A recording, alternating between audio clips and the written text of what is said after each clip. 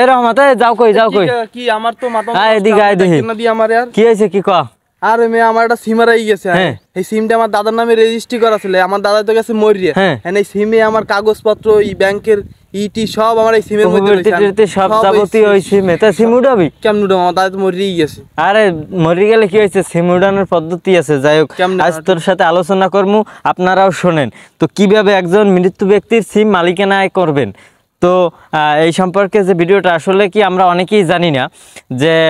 মৃত্যু ব্যক্তির সিম যে আসলে আমাদের কেমন হয় কি একটা সিম রেজিস্ট্রেশন করা যার নামে সে যদি কখনো মৃত্যুবরণ করে তাহলে আমরা মনে করি যে তাহলে মনে হয় আমাদের সিমটা শেষ এই সিমটা যদি আমরা ব্যাংক অ্যাকাউন্ট করা থাকে অনেক সময় বাচ্চা কাচ্চার উপবৃত্তি থাকে বিভিন্ন জায়গায় দেওয়া থাকে তো সিমটা হারিয়ে যায় বা নষ্ট হয়ে গেলে শেষ না তো সিমটা আপনার নামে মালিকানা করতে হলে কি কি দরকার আছে সেই সম্পর্কে আলোচনা করব যেহেতু একটা সমস্যায় পড়ছে ওর সাথে সাথে আপনারাও শুনবেন তো আসলে আমি এখানে যে বিভিন্ন সিম কোম্পানির সাথে কথা বলে যে ডকুমেন্টটা পাইছি সেটাই আপনাদের সাথে আলোচনা করব মৃত্যু ব্যক্তির সিম মালিকানা পরিবর্তন করতে যা যা প্রয়োজনীয় তো এক নাম্বার হচ্ছে মৃত্যু ব্যক্তির সিম কার্ডটি যেটি হচ্ছে নষ্ট হয়ে গেছে বা হারিয়ে গেছে যদি নষ্ট হওয়া সিমটি থাকে সেটি নেবেন যদি হারিয়ে যায় সেক্ষেত্রে তো কোনো কথা নেই শুধু সিম নাম্বারটা নেবেন দ্বিতীয় নাম্বার মৃত্যু সনদ যার নামে সিমটি ছিল সে তো মারা গেছে তো আপনার ইউনিয়ন পরিষদ বা উপজেলা কার্যালয় থেকে আপনি একটা বা পৌরসভা থেকে আপনি একটা মৃত্যু সনদ নেবেন ক্লিয়ার 2 নাম্বার গেল 3 নাম্বার হচ্ছে মৃত্যু নিবন্ধন সে যে মৃত্যু নিবন্ধন সে একটা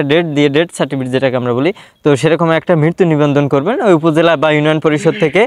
পাবেন তো চতুর্থ নম্বরে যেটা আছে ব্যক্তির রক্তের সম্পর্কের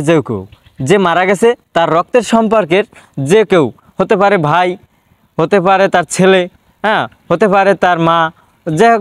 যে আছে রক্তের সম্পর্কে বলতে আমরা যাদেরকে বুঝি সেরকমের কাউকে নিয়ে যাবেন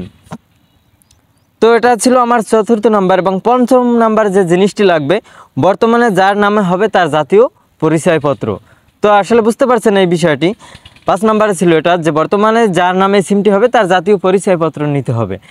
এবং হচ্ছে গিয়ে 6 নম্বরে বর্তমানে যার নামে হবে তিনি সশরীরে হাজির হতে হবে কারণ কি এখানে ফিঙ্গার দিতে হবে যার নামে রেজিস্ট্রেশন ছিল এটা চেঞ্জ হয়ে এখন আপনার নামে যে আসবে তো আসতে হলে কি করতে হবে তো তার সশরীরে হাজির হতে হবে তার নামে ফিঙ্গারপ্রিন্ট হবে তো এই 6টা বিষয় 6টা যদি জিনিস থাকে আপনার জানা হয়তো অনেকের জানা নেই কিন্তু আমরা অনেকে এই সমস্যায় পড়তে পারি বা যার জন্য আমার এই ভিডিওটি আপলোড করা আপনাদের উদ্দেশ্যে আমি অনেক দিন লং ভিডিও আপলোড করি না তো আজকে আসলাম যে আসলে আমার অডিয়েন্স আমার ভালোবাসার মানুষ যারা আছে তাদের সাথে সম্প্রচার করার জন্য আসলে এই টুকিটাকি প্রয়োজনীয় জিনিস সম্পর্কে তো এই 6টি প্রয়োজনীয় তথ্য আমি দিলাম এই 6টি জিনিস হলে আপনি কাস্টমার কেয়ার কি কারণ আপনি যে কোনো জায়গা থেকে করতে পারবেন না এই সিম নিবন্ধন চেঞ্জ করতে মালিকানা চেঞ্জ করতে পারবেন না তার জন্য মালিকানা চেঞ্জ করতে হলে আপনার গ্রামীণ হোক বাংলালিংক হোক সিটিসেল হোক টেলিটক হোক ওয়ারিদ হোক যে সিম হোক সেই সিমের কাস্টমার কেয়ারকে আপনি এই 6টা বিষয় নিয়ে যোগাযোগ করবেন আমি স্ক্রিনে আবারও একবার দিয়ে রাখবো কি কি প্রয়োজনীয় তথ্য লাগবে আল্লাহ হাফেজ ধন্যবাদ আপনাকে অসংখ্য ধন্যবাদ আমার এই প্রয়োজনীয় আচ্ছা ঠিক আছে আপনি ভালো থাকবেন আমি যাই আর কি আমার ওই ঠিক আছে এই জিনিসগুলো নিয়ে চলে যাও